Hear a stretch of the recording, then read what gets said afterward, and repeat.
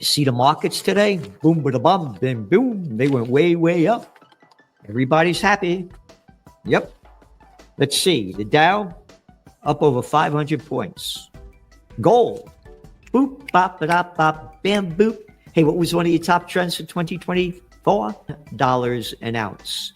As we go on the air, it's at $2,744.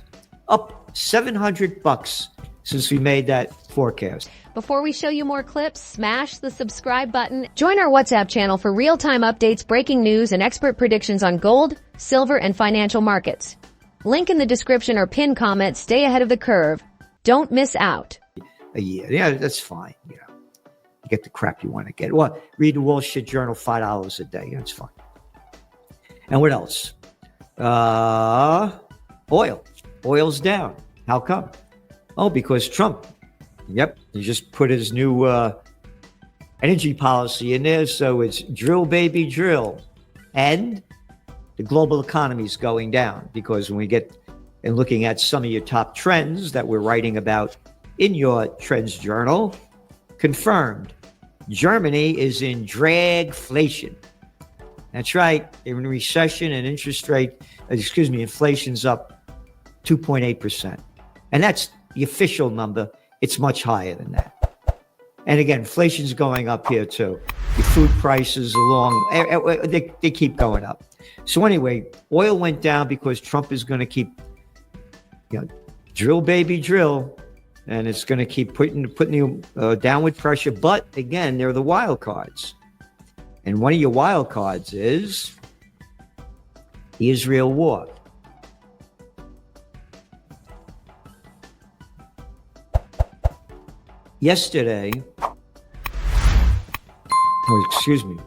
Today, day one, or yesterday, Trump rolled back Biden's sanctions targeting the violent Israeli settlements. That's right. Rolled them back. China's in trouble. And so is much of the world. Again, Germany, the third largest economy, is in a recession. So these tariffs, the whole deal, we don't know what's going to happen. But again, you're seeing gold prices shine. Oh, and by the way, remember the dollar went up when Trump said he was going to impose these tariffs and all the things that he said he's going to do. 6 currencies went way, way down, and now it's a reverse. The dollar's weakening again, and that's why gold prices are going up. And you're seeing treasury yields going down too.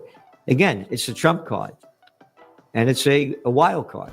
We don't know where it's going to go or how bad it's going to be. And again, China says its economy grew 5% last year. But we have the data to show that that's a lot of BS too. And they have a real problem that they're not going to solve easily. Yep. And the job losses and the businesses that are going out of business that are barely being reported. So we have a very, very, very tough time ahead. And it looks like the strength is going to stay in Bitcoin and gold as the gamblers keep gambling, because it's going to be a rough road ahead. Nobody knows where it's going to lead. Again, we stick by our forecast as well. The worse the economy does, the lower, if they go down the stock market, the lower interest rates are going to go. And again, you go back to the facts. In December 2008, the Dow had its worst December since the Great Depression, 1931. What did Trump do? He forced Jerome Powell to lower interest rates, which he did in January 2019. And on the gold side, first year Trump got in, 2017, gold prices went up 13%. Yeah. But on the Biden, it was a much better time. They went up over 27% last year. In today's news recap, silver to beat gold in 2025, Saxo Bank's Hansen. Diversified commodity exposure should continue to perform well in 2025 as a hedge against inflation and economic uncertainty. Specifically, gold and silver are expected to outperform the sector. Despite the bullish outlook in his 2025 forecast, Ole Hansen, head of commodity strategy at Saxo Bank, recommended that investors be discerning as they build a commodity basket within their portfolios. Gold and silver remain two of his top picks after their historic runs in 2024. Hansen said he forecasts gold prices to rise to $2,900 an ounce this year, representing a gain of 7% from current levels. However, Hansen sees even more potential in silver, projecting prices to reach $38 an ounce, a gain of nearly 30% from current levels. He added that his outlook is skewed to the upside. Looking at gold, Hansen noted that the precious metal will remain an important safe haven asset through 2025. The demand for investment metals has been fueled by an increasingly uncertain geopolitical landscape where global tensions and economic shifts have led investors to seek safer assets, a development that shows no signs of fading anytime soon, he said. Additionally, concerns about mounting global debt, particularly in the United States, have prompted investors to hedge against economic instability by turning to precious metals. However, he added that investors will need to be patient as the Federal Reserve shortens its easing cycle. Currently, markets are pricing in only one rate cut this year, a sharp contrast to expectations from a few months ago. The U.S. central bank's hawkish stance could support the U.S. dollar, creating some volatility in the precious metals market.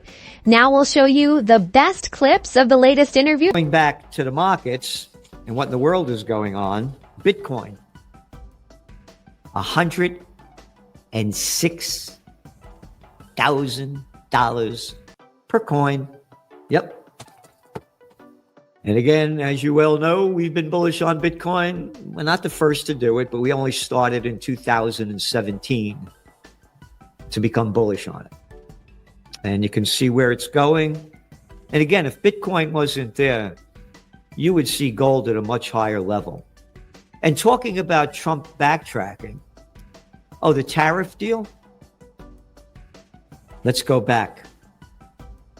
On 5 November 2024, that's after he won the election to the White House, Trump said, on January 20th, as one of my first executive orders, I will sign all necessary documents to charge Mexico and Canada a 25% tariff on all products coming into the United States. And its ridiculous open borders. As a result of that, by the way, the dollar went up sharply. Yep. It hit like a 5-year high against, a number of currencies. Like the Canadian dollar went down to a 5-year low. And then what happened? Changed his mind. Now he's going to talk about coming back in February. Well, we're going to do it in February. But you said you were going to do it then. And what else? Oh, how about this? Go back. Trump said if elected, he'll end the Ukraine war in 24 hours after he takes office. Now it's 100 days, 6 months. Again, we don't know where this is going to go. It's a wild card, and that's one of your top trends. The Trump card. We don't know how it's going to be played. Canada says that if they get hit with these tariffs, they're going to retaliate. We don't know where it's going to go. Don't forget to hit that like button. It really helps out the channel. And if you want to stay updated with more content like this, be sure to subscribe and click the bell icon so you never miss a video.